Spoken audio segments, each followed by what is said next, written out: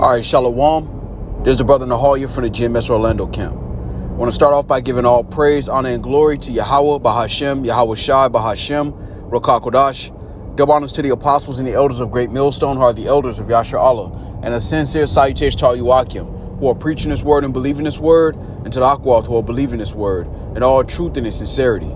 Yahweh is the name of the one they ignorantly call God. Yahweh Shai is the name of the one they ignorantly call Jesus. Bahashem is in the name. Rokah is spirit. Kodash is holy.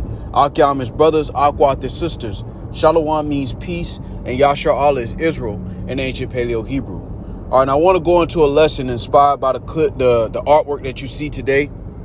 All right in front of you through the spirit of a lion in captivity. All right, now I'll start this lesson off with this precept. This is Isaiah 51:14, and it reads, "The captive exile hasteneth that he may be loosed, and that he should not die in the pit, nor that his bread should fail." All right, now I want to go into a lesson on this because, again, we are in captivity as a nation of people. Negroes, Latinos, Native Americans, West Indians, and Haitians. Just because you have a certain level of freedom to move around, all right, the earth, it doesn't mean that you are not in captivity.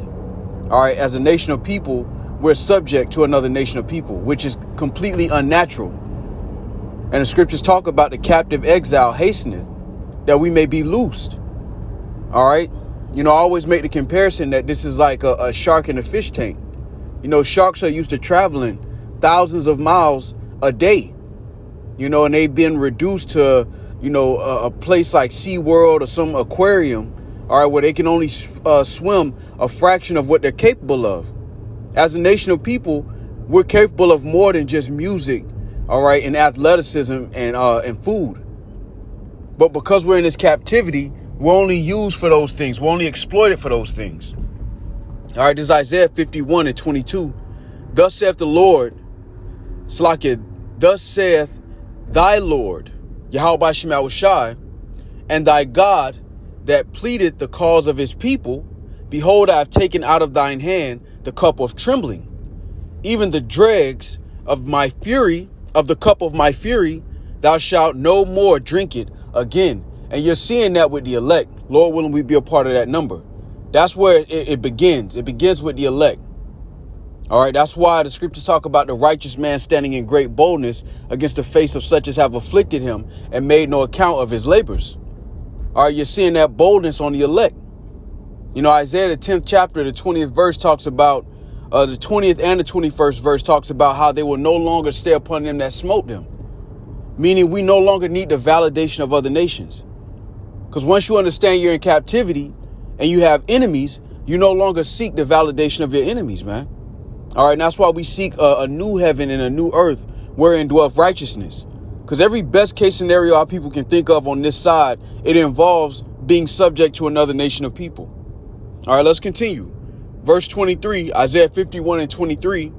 But I will put it into the hand of them that afflict thee, which have said to thy soul, bow down, that we may go over. And thou hast laid thy body as the ground and as the street to them that went over. And that's our nation in a nutshell. We've been reduced to rap music, R&B music, all right, sports, comedy, movies. We've basically been set up as a jester in a different man's kingdom, in another man's kingdom. And that's likened unto laying your body as the ground. Our people don't realize that we have a rich culture. We have a rich heritage. We weren't just athletes. We weren't just musicians. We were capable of much more than that. And we're not able to tap into our true potential as a nation of people in this society. That's why scriptures talk about arise ye and depart, for this is not your rest.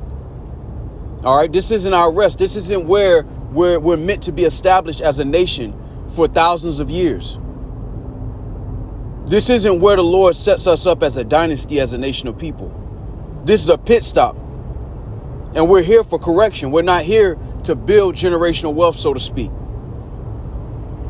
Regardless of what these guys that sell courses talk about. All right. And see, our people don't want to acknowledge that we're in a cage. Our people move around with this delusion that we're free. until they go overseas with that passport and they stay past the time that they were allotted. If they can go overseas. You catch a felony, you can't even go overseas. But you'll still say you're free. Come on, man. This is Isaiah 42, and I'm going to jump down to verse 22. But this is a people robbed and spoiled. They are all of them snared in holes, and they are hid in prison houses.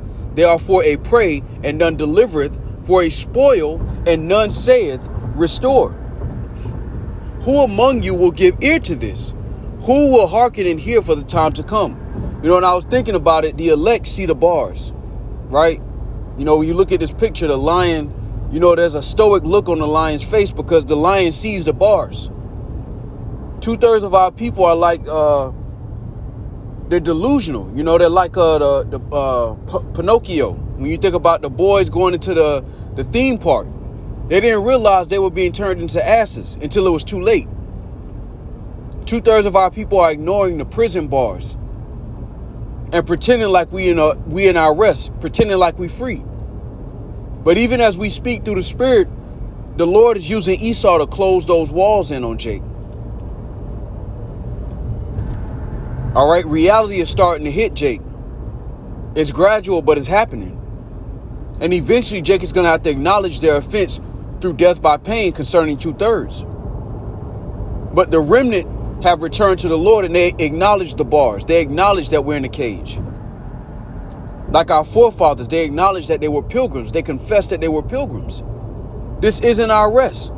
Every best case scenario our people can think of involves sharing a seat with our enemies. Sharing a seat with a nigga who said you were genetically inferior. Completely hid the fact that he was recessive.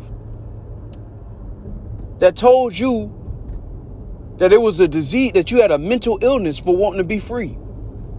Called it drapetomia. That tried to measure your skull and say you was dumber than him. And all our people's best case scenario, the castration, all right, buck breaking. And all of our people's best case scenario is sitting at the table with this man. Nah, man. And that's why the Lord said, look, who will give ear to this? Who will acknowledge this? Who will consider it? Because ultimately the Lord gave us over to these people. All right, this is Isaiah 42 and 24. And it reads, who gave Jacob for a spoil? And our people don't believe that we're a spoil. We have no resources.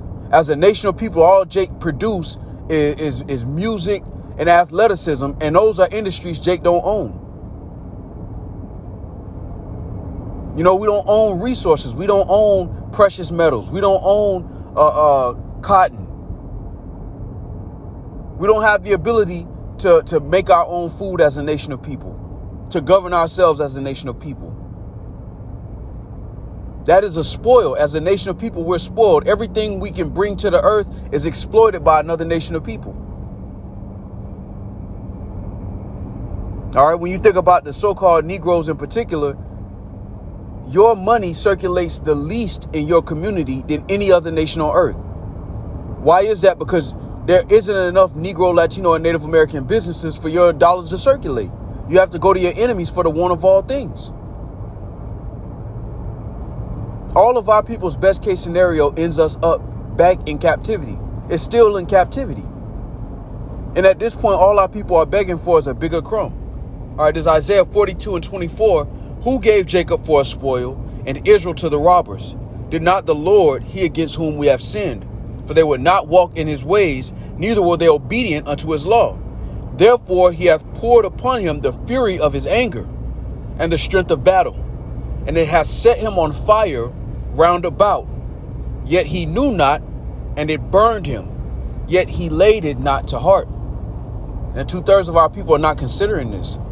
They're not zooming out enough to look at us as a nation of people in our condition.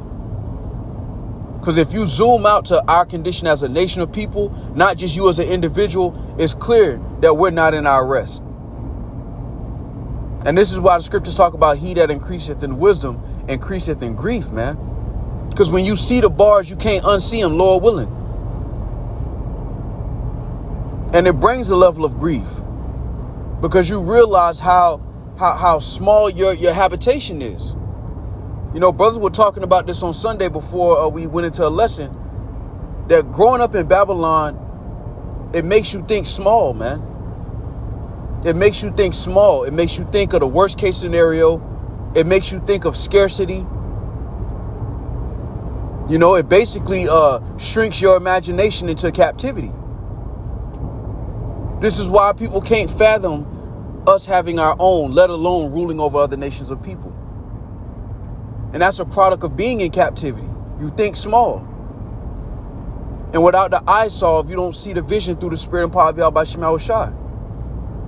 The Lord said the forces of the Gentiles shall be converted unto thee. That goes into the wealth. And our people have been in such a lower state, they can't imagine anything better than being under the so-called white man and having a little bit more privileges than you had 10 years ago. Because that's how low the bar is for 2/3 of our people. And in essence, it's a lion in a cage, man. Matter of fact, let's go here.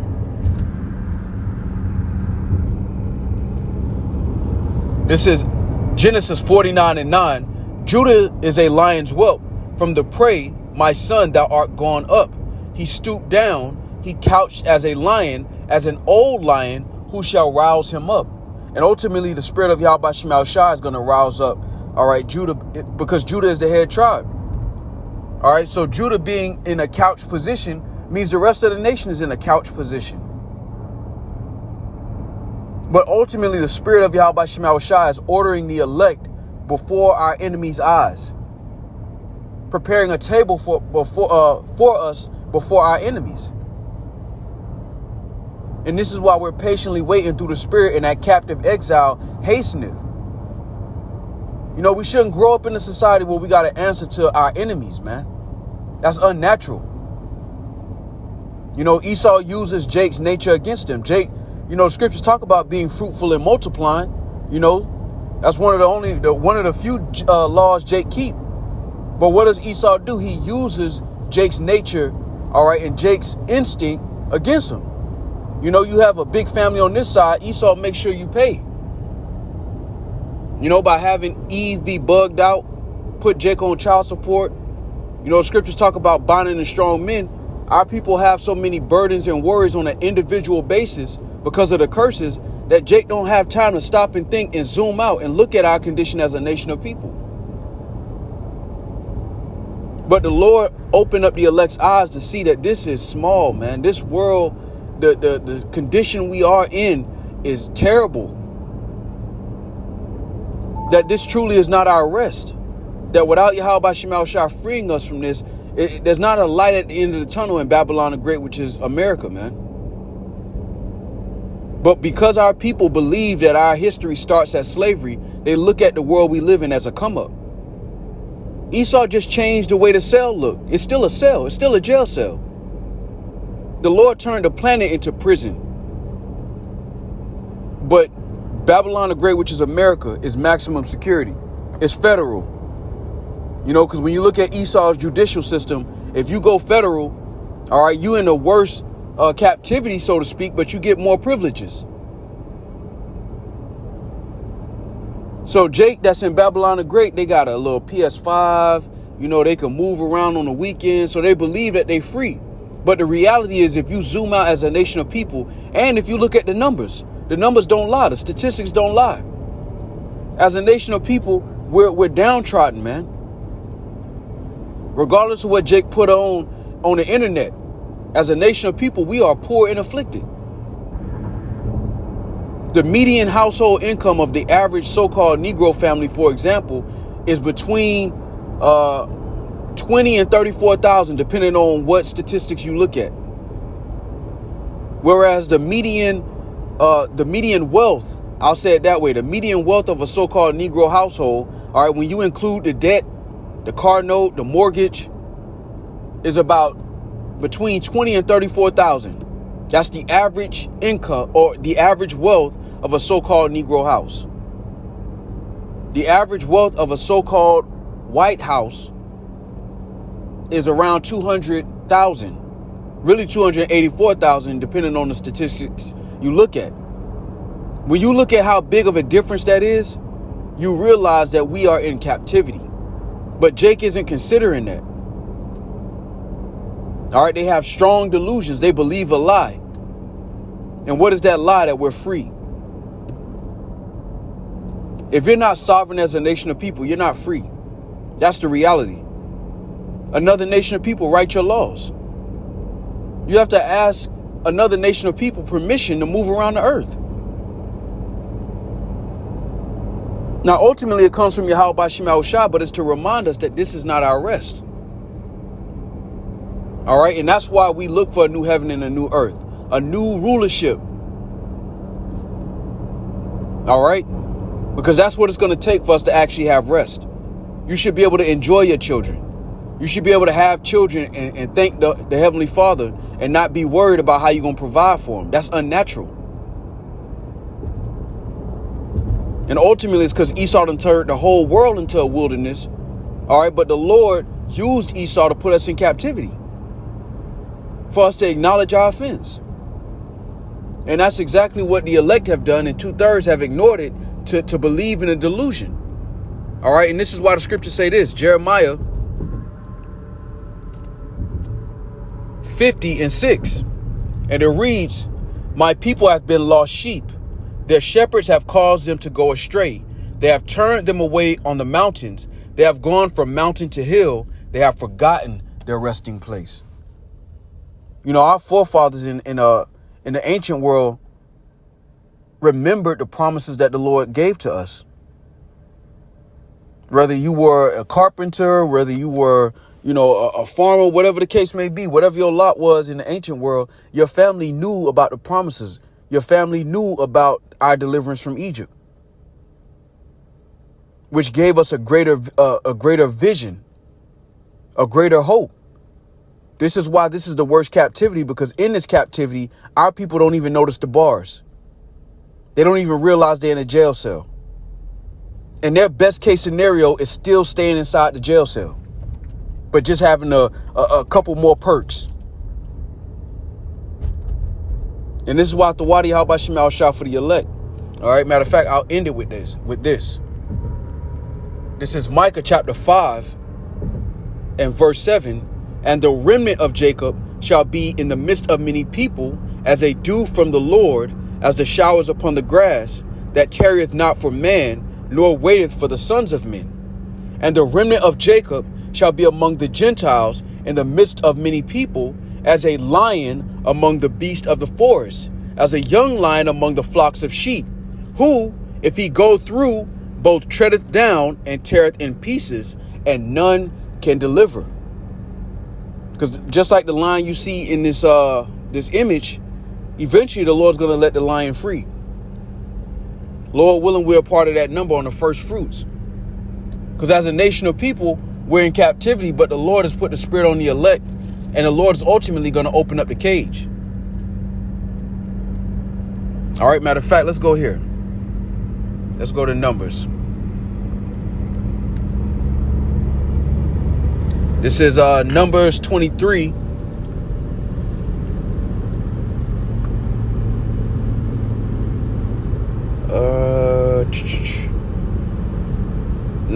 This is Numbers 24.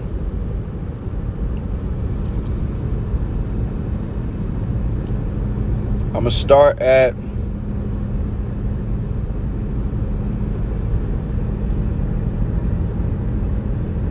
I'm gonna start at this. This is Numbers 24 and 17. All right, and it reads, "I shall see him, but not now. I shall behold him, but not nigh. There shall come a star out of Jacob, and a scepter shall rise out of Israel, and shall smite the corners of Moab, and destroy all the children of Sheth." Because just like Yahweh Shah is the firstborn of many brethren, all right, he's also described as what? The Lion of the tribe of Judah. All right. "And Edom shall be a possession. Seir also shall be a possession for his enemies. And Israel shall do valiantly. Out of Jacob shall come he that shall have dominion, and shall destroy him that remaineth of the city." Because first and foremost, it's about Yahweh Shah. Once Yahweh Shah arrives, All right, that's the period on the end of this sentence of captivity. That is actually, you know, when you think about it, the sign of our freedom. When you see Yahweh Shai, that means the captivity is truly over. The beginning of that captivity ending is the Lord giving us this truth, but the Lord is going to complete the mission when he arrives, man. All right, now I want to end it with this one. This is Numbers 23. Slakia.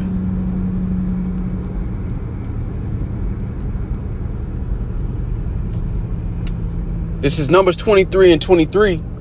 Surely there is no enchantment against Jacob, neither is there any divination against Israel. According to this time it shall be said of Jacob and of Israel, what hath Yahweh B'Shem Yahushai wrought?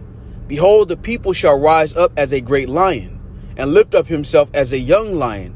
He shall not lie down until he eat of the prey and drink of the blood of the slain. All right, so Lord willing, this was edifying. With that, I want to give all praise, honor, and glory to Yahweh, Bahashem, Yahweh Shai, Bahashem, Wakakodash. Double honors to the apostles and the elders of Great Millstone, who are the elders of Yasher Allah, and a sincere salutation to all Yuakim, who are preaching this word and believing this word, and to the Akwad, who are believing this word in all truth and in sincerity. Shalom.